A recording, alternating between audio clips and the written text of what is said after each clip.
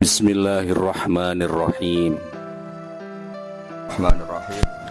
Allahumma sholli wa sallim wa barik ala sayyidina Muhammadin wa ala alihi wa sahbihi ajmain. Nama ba'du.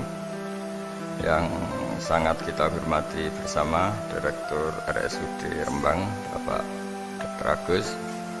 Jadi juga beberapa dokter spesialis, karyawan dan semuanya. Sebelumnya saya juga mengucapkan terima kasih atas pelayanan ibu kami. Beliau gerak di sini sampai 22 hari bulan Syakban sampai wafat juga di sini, dan kami sebagai keluarga sangat terima kasih atas semua pelayanan dan pengabdian tenaga medis di sini. Sebetulnya RSUD itu sudah sopan lah, datang ke kita mintanya ngaji virtual. Gara-gara sopan tuh saya kok jadi ingin sopan juga. Akhirnya saya yang datang ke sini. Biasanya yang lembaga-lembaga besar itu agak sopan itu, ngatur-ngatur orang. Ini kok baik. Padahal BPK ngajinya di saya, lembaga negara. Kemenku pernah ngaji di saya virtual. Tapi RSUD kok kayak kasihan, jadi saya terus iya, jadi hakul jar kira-kira itu karena tetangga itu. Tapi niat saya ya tidak baik-baik banget, sambil jalan-jalan kok dekat ya. Jadi, tapi begini ya, saya akan cerita versi kiai ya. Kalau versi medis Anda lebih tahu. Kalau versi kiai itu kematian itu dianggap hal yang sebetulnya ada versi kiai ya, semua orang tahu lah pasti mati itu. Cuma inginnya mati itu kan macam-macam. Inginnya ya setelah kaya, terus setelah mapan, terus menangi anaknya mapan, cucunya mapan gitu. Terus itu pun sebetulnya ada siap mati juga, tapi ya tetap mati gitu. Jadi saya punya cerita, saya akan cerita yang lucu-lucu ya supaya nggak tegang ya menghadapi kematian ya. Dulu itu kroni itu ya sudah ada. Jadi Nabi itu ya punya kroni, tidak hanya pejabat. Nabi itu punya kroni. Nabi Sulaiman itu bisa terbang gitu. Ya mulai dulu manfaatkan angin. Jadi angin itu mulai dulu memang luar biasa. Dimanfaatkan orang sekarang, mulai tenaga angin, pakai rem angin. Mulai dulu angin itu luar biasa. Nah itu teman dekatnya Nabi Sulaiman tuh ya agak sopan tuh bilang gini, itu Pak Nabi itu kalau nanti ada malaikat Israel saya pinjam anginnya supaya tidak bisa ngejar saya katanya. Jadi mulai dulu tidak hanya pejabat, Nabi pun ya punya teman yang agak-agak gimana itu. Suatu saat malaikat Israel disuruh nyabut orang, misalnya namanya siapa lah. Nanti saya sebut ada yang tepaan sama nanti tersinggung, ya semuanya siapa gitu. Yang jelas namanya ada Agus gak Bambang karena bahasa Arab itu. Itu orang ini cabut di India. Nabi Sulaiman kira-kira ya di Palestina kira-kira itu. Si orang ini ternyata di dekat Nabi Sulaiman. Nah karena Nabi itu kan orang hebat lah, sehingga malaikat ya kadang silaturahim ke para nabi. Israel sendiri ya kadang-kadang silaturahim ke para nabi. Silaturahim yang paling nggak disukai ya silaturahimnya malaikat Israel. Datang ke Nabi Sulaiman, sebenarnya niatnya silaturahim. Ternyata ketemu orang itu, kaget malaikatnya. Waduh ini gimana ini? Kok saya disuruh nyabut di India, kok orangnya di Palestina? Nabi Sulaiman kira-kira di kawasan Palestina, di wilayah yang katanya Israel itu. Karena Palestina kita tahu kan, menurut pemerintahan Israel itu wilayah Israel, menurut Palestina pemerintahan apa? Palestina. Tapi Indonesia alhamdulillah sampai sekarang itu nggak mau atau tidak punya hubungan diplomatik dengan apa? Israel. Sehingga kita harus istilahkan Palestina untuk warga Indonesia. Kaget malaikat ini, katanya disuruh nyabut di India kok ada di sini. Nah si kroni ini, si orang yang itu melihat malaikat Israel, entah kenapa kok dia bisa melihat itu, mungkin punya kekuatan tertentu karena dekat Nabi. Kaget ya, malaikat melihat dia karena janggal ya, disuruh nyabut di India ke orangnya di Palestina. Si orang ini melihat malaikat juga takut, malaikat itu punya hawa yang luar biasa. Akhirnya bilang ke Nabi Sulaiman, ya Nabi Allah tolong pinjemin saya angin untuk saat ini juga saya bisa terbang ke India. Dipinjemin sama Nabi Sulaiman. Akhirnya orang itu sampai ke India. Dikira angin itu sudah segala-galanya sampai India. Terus malaikat senyum, seneng dia. Wah ini sesuai protokol karena andai kan orang itu tetap di situ malah malaikat nggak berani ngambil karena prosedurnya harus ngambil di India. Jadi andai kan dia tetap diam di situ sebenarnya malah nggak masalah karena nggak sesuai apa panduannya harus karena dia terbang di India malaikat itu nyusul ya terus diambil karena sesuai apa? Saya sesuai perintah harus memang diambil di India. Nah, kemudian saya akan memang dipesenin untuk memperkuat apa ya nakes teman-teman semuanya lah pasien. Tapi saya cerita dimulai dari yang seperti ini saya sengaja karena memang ya hidup itu seperti inilah. Pasti kita semua akan mengalami kematian. Cuma inginnya kita ya hidup itu ya sehat ya, terus kalau mati itu ya tidak punya utang karena berat nanti utang saya tidak tahu fikihnya itu kalau utang pribadi itu hisabnya berat kalau utangnya lembaga itu gimana ya dihitung salahnya direkturnya apa dihitung salah karyawan yang minta naik apa gaji saya tidak tahu kayak utangnya Indonesia itu yang disalahkan itu menterinya apa presidennya apa yang selalu mengajukan gaji 13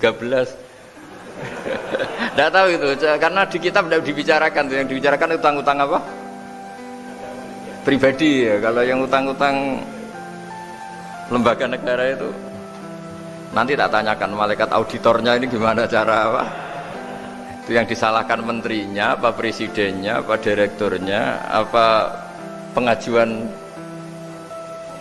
proposal itu. Nah singkat cerita itu kalau ngadepin kematian atau sebenarnya yang ngadepin kehidupan juga kita ini inna sholati wa nusuki wa mahyaya wa mamati lillahi rabbil alamin. Saya bicara ilmunya kiai misalnya si A itu sebenarnya sudah ditulis dia mati karena kecelakaan yang satu ditulis mati karena sepuh karena tua itu. Yang satu mati karena tersedak yang satu mati karena ngelindur mungkin yang satu mati karena tenggelam. Sehingga sebetulnya andaikan kita melihat Lauh Mahfud kita ini ya naif. Saya berkali-kali ngaji bilang kadang kita ini takutnya sampai angking takutnya dari motor ngelamun gara-gara ngelamun gitu. Andaikan malaikat itu kok suka bully tawain gitu kamu catatannya kecelakaan kok yang kamu takuti apa COVID yang sejarah misalnya kita pernah hidup tanamkan kebencian sesama itu terus ke bawah anak cucu kita dikandani jogeman cocok wong iku musuh bapakmu mbahmu itu sehingga anak cucu itu dendamnya diwariskan wong dendam kok dia apa wariskan termasuk utang itu ketika kita jabat ingin rumah sakit ini mewah pikiran yang kok isdadi aku seleren semikir direktur berikutnya itu tidak tahu itu nanti hisabnya ke siapa. Saya ulang lagi ya maka dalam satu ayat dikatakan laqad kunta fi ghaflatin min hadza fakashafna anka ghita'aka fabasarukal yauma hadid. Manusia ketika di dunia itu dianggap tidur itu dengan tanda kutip itu bodoh itu tidak tahu. Fakashafna anka ghita'aka nanti setelah kamu mati itu pinter tapi ketika anda pinter sudah meninggal sudah tidak bisa memperbaiki kesalahan-kesalahan kita.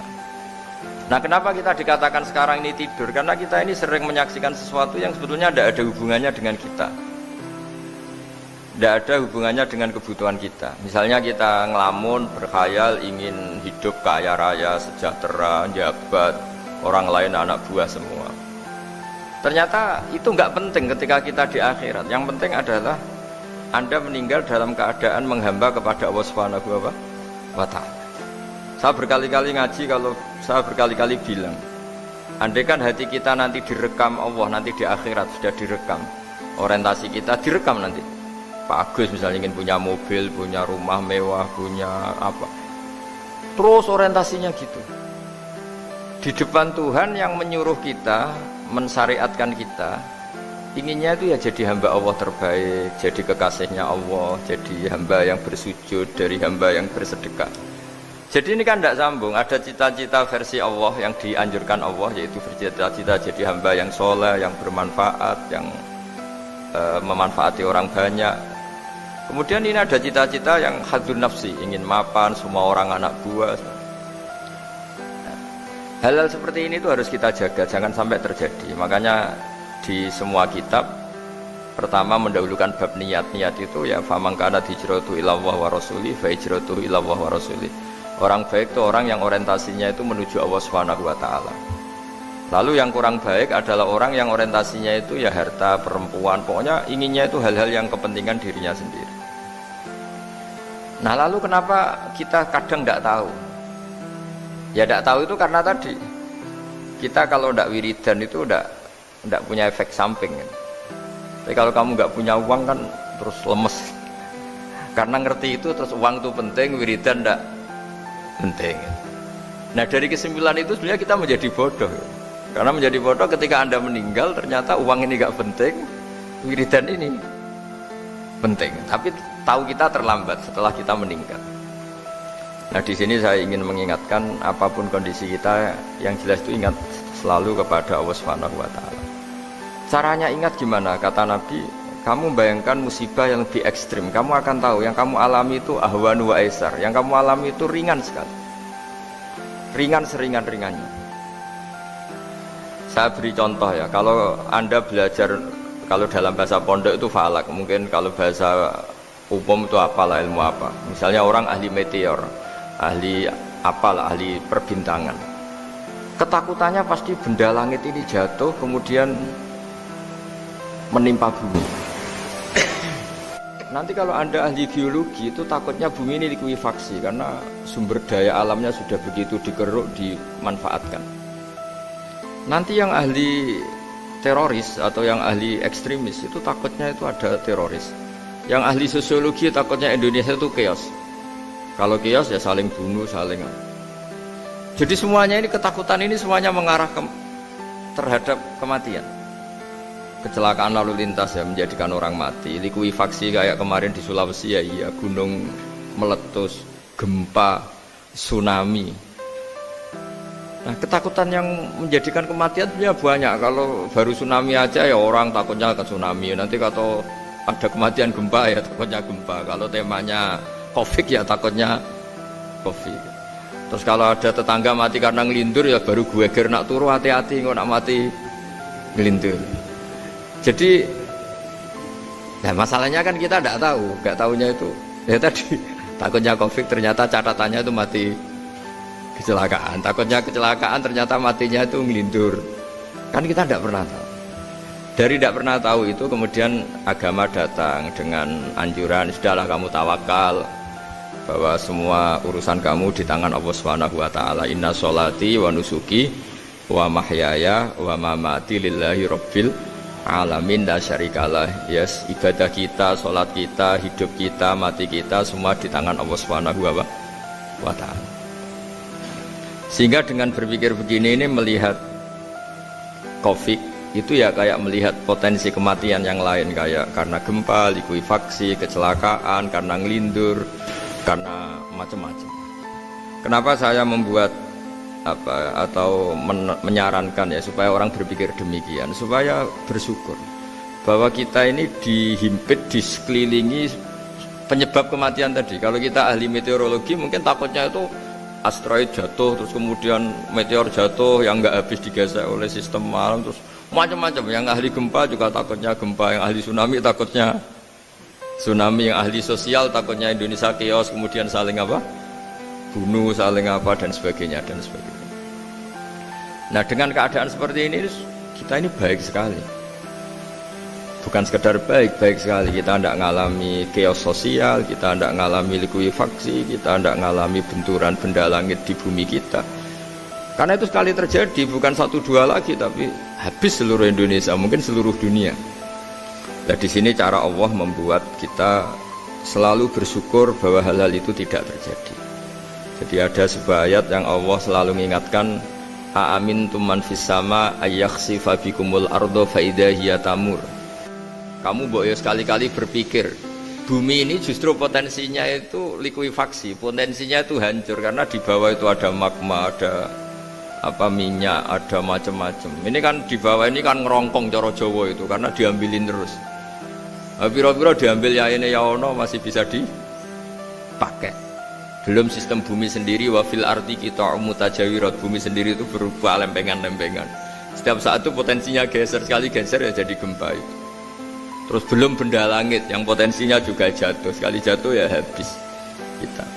Jadi yang kita ini dikepung sekian potensi yang bisa menghancurkan kita.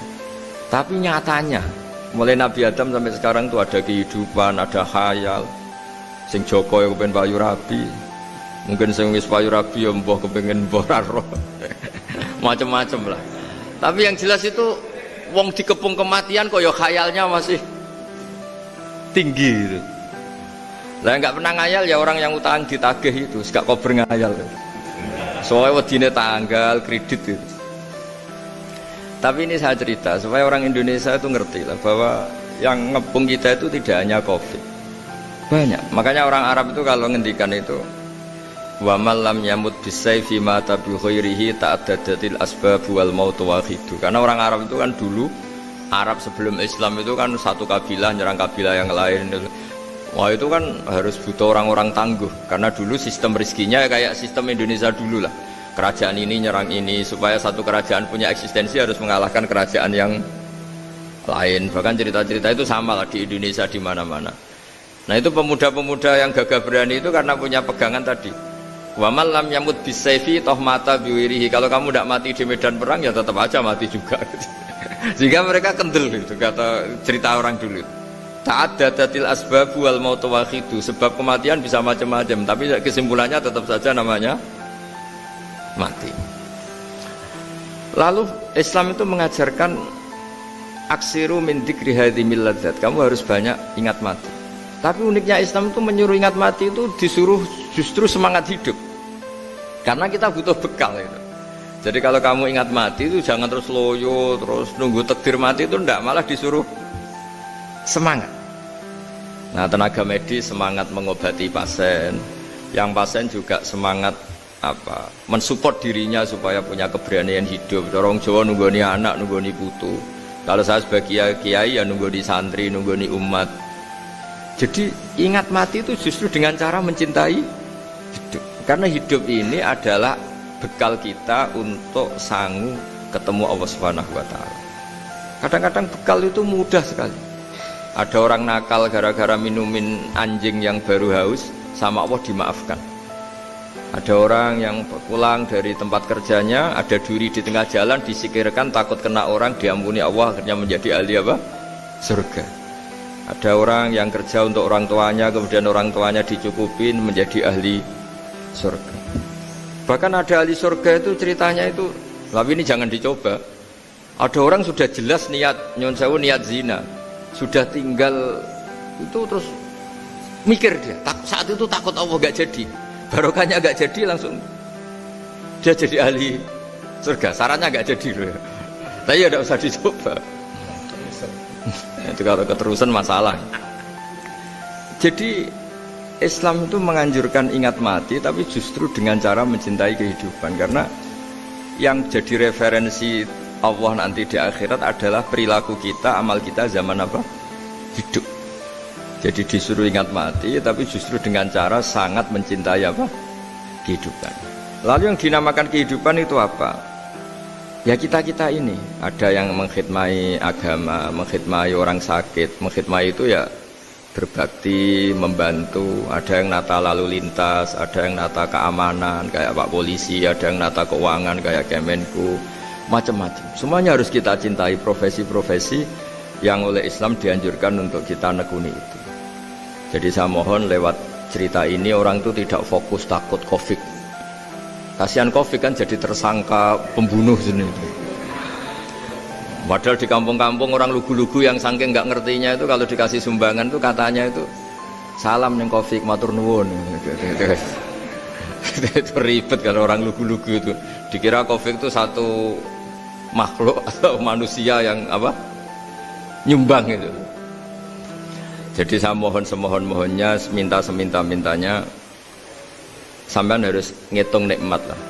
Dengan sistem meteor seperti itu di langit tidak jatuh ke kita, sistem bumi yang sudah ngerongkong gini tidak likuifaksi, terus di dunia ini banyak kimia, banyak racun itu kalau misalnya meledak kemudian dibawa angin mungkin matinya lebih massal.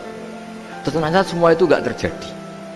Artinya nikmat yang sekarang kita dapatkan, kita nikmati sekarang itu jauh lebih besar ketimbang ketakutan kita. Nah, ini Islam selalu menganjurkan fadzkuru ala Allah la'allakum tuflihun. Selalu ingat sisi-sisi nikmatnya Allah. Kamu jangan hanya sisi wah kita dikepung Covid, kita punya istri judes, punya anak nggak nurut, punya atasan sadis, punya anak buah nggak loyal. Kalau gitu terus ya kamu nggak berani hidup. Yang diingat masalah itu salah, hidup seperti itu salah menurut Islam. Yang Islam menganjurkan fadzkuru ala Allah, kamu ingat sisi-sisi nikmatnya Allah, bukan sisi-sisi kita hidup itu diuji. Saya punya sekian cerita ulama-ulama yang unik, yang punya nasihat itu. Jadi ada orang kaya raya dulu temannya banyak, anak buahnya banyak. Suatu saat dia miskin terus gak ada yang berkunjung. Terus dia ngeluh, curhat ke ulama itu. Ketika saya kaya yang berkunjung banyak, ketika saya miskin kok nggak ada yang berkunjung, kurang ajar betul teman-teman saya. Terus kata kiai itu lucu kalau ada nih, ya bagus gitu dong ketika anda miskin sudah ada yang berkunjung. Loh kok bisa? Ya misalnya kamu sekarang jadi buruhnya orang, pas disuruh-suruh dibentak-bentak, terus teman kamu udah datang, malah kamu jadi tontonan toh. Mendingan nggak udah datang, jadi kamu ketika buruh orang nggak malu karena teman-teman kamu sudah tidak datang. Ya alhamdulillah kalau gitu ya sudah gitu. Jadi dulu satu hal yang dia dulu nganggap problem, ya kan kalau kamu misalnya dulu kaya temannya banyak jabat terus yang takut banyak, ketika sudah miskin Yun Sawu jadi buruhnya orang disuruh-suruh terus teman kamu tetap do datang, siap nggak Anda? Siap datang apa siap tidak datang? Lebih siap tidak datang sebetulnya kan, karena nggak jadi tonton. Akhirnya dia sadar. Ya gitu kalau dikeluhin istri saya ini judes, sering marahin gini-gini. Ya bagus dong marahin kamu. Kalau marahin tetangga malah masalah kan. Coba kamu punya istri kalau marahin orang lain pusing enggak? Mendingan marahin. Jadi pokoknya dilatih terus. Lama-lama dia bersyukur. Nah termasuk cara kita melihat kehidupan. Ada doa Rasulullah SAW yang luar biasa, ya Allah jadikan kehidupan ini sebagai penambahan saya untuk berbuat baik. Wal mauta rohatan li min kulli syarrin, kalau saya engkau takdir mati ya anggap mawon ini mati itu berakhirnya semua potensi keburukan saya. Orang itu kan potensinya dua, buruk betul atau potensi buruk. Mungkin sekarang kita tidak korupsi, tapi saja suatu saat kita korupsi. Mungkin sekarang kita tidak salah, suatu saat potensi salah. Dan mati itu mengakhiri itu semua. Makanya saya berkali-kali cerita kalau ngaji, kalau orang-orang alim NU itu kalau ada bajingan mati tetap dia seksa ini baik dia. Itu tetangganya nggak mau semua. Wong bajingan kok darani baik. Tapi kiainya ngotot harus disaksikan kalau ini baik. Akhirnya mereka bilang ya baik-baik. Padahal di hati kiainya sudah tidak bisa garong lagi, tidak bajing lagi.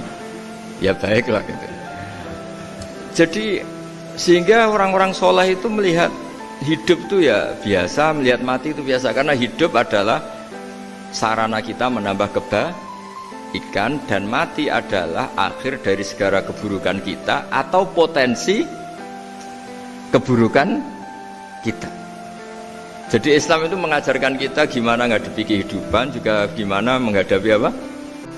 Kematian. Jadi saya ulang lagi itu ajaran-ajaran Islam yang luar biasa. Jadi ij'alil hayata ziyadatan li fi kulli khairin wal mauta rohatan li min kulli syarrin. Jadi hidup menambah kebaikan, kalau kita mati anggap saja mengakhiri semua buruk kita kalau kita sedang buruk atau potensi keburukan kita. Saya cerita ringan tapi supaya diingat-ingat. Jadi kalau kita yang nekuni, saya tadi kan sudah bilang, kita kiai yang nekuni ilmu itu ya tadi kita agak fokus bicara Covid. Inna Allaha yumsikus samawati wal arda an tazula wala in zalata in amsakahuma min ahadim min ba'di. Kalau kamu ahli meteorologi kan melihat ini jatuh jumlahnya besarnya sekian. Ini kalau digesek oleh atmosfer paling masih sekian, kayak kemarin Januari kan hujan meteor yang sering kena Lampung kemarin. Terus di mana-mana mesti takut kamu itu. Kalau kamu ahli gempa takutnya itu ya pergeseran lempengan bumi. Kalau kamu ahli tsunami ya takutnya tsunami. Kalau ahli sosiologi ya takutnya chaos sosial ya, sama kamu medis ya takutnya penyakit yang menular, penyakit seperti ini.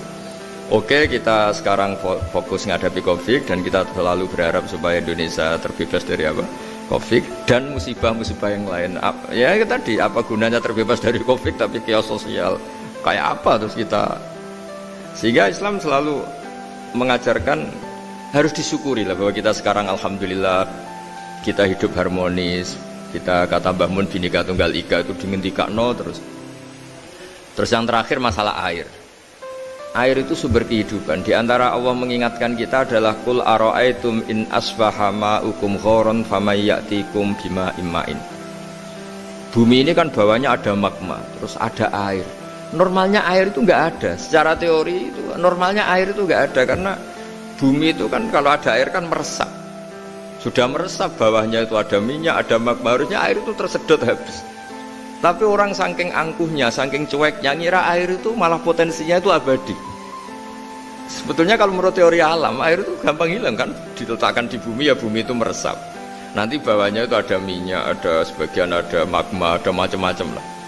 Jadi potensi air itu harusnya nggak ada malah kalau melihat sistem itu. Tapi karena Allah saking rahmannya, air ini dijaga sedemikian rupa tetap ada. Kalau melihat sistemnya kan normalnya malah nggak ada. Makanya Allah selalu mengingatkan in asbaha ma'ukum ghoron. Suatu saat air yang kamu pakai yang jadi sumber kehidupan itu bisa saja tahu-tahu hilang.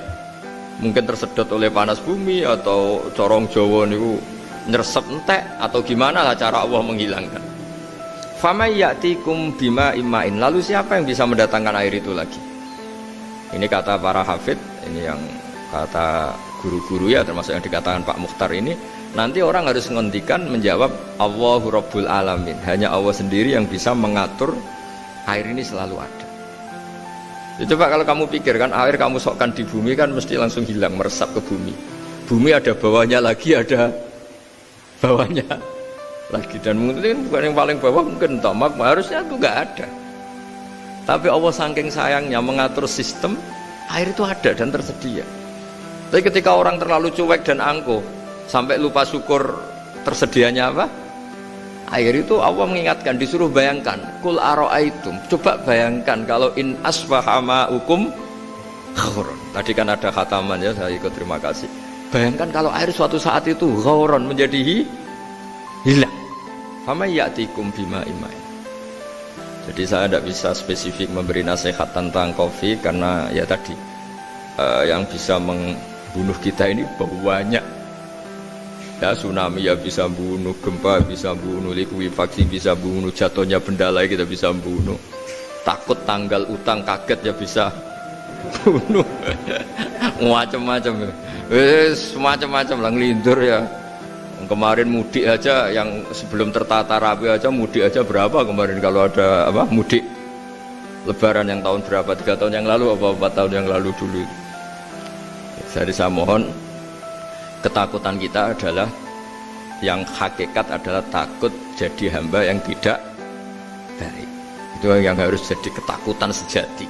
Takut kita di mata Allah tidak jadi hamba yang baik sehingga kita jauh dari Allah Subhanahu wa ta'ala. Karena cita-cita terbesar kita dan cita-cita terbaik kita adalah jadi hamba yang diridhoi Allah Subhanahu wa ta'ala. Sebaliknya ketakutan kita sejati adalah takut su'ul khotimah, takut jadi hamba yang tidak baik. Kita inginnya adalah assalamu alaina wa ala ibadillahis sholihin. Yang berhak mendapat keselamatan dunia akhirat adalah orang-orang atau hamba-hamba yang soleh.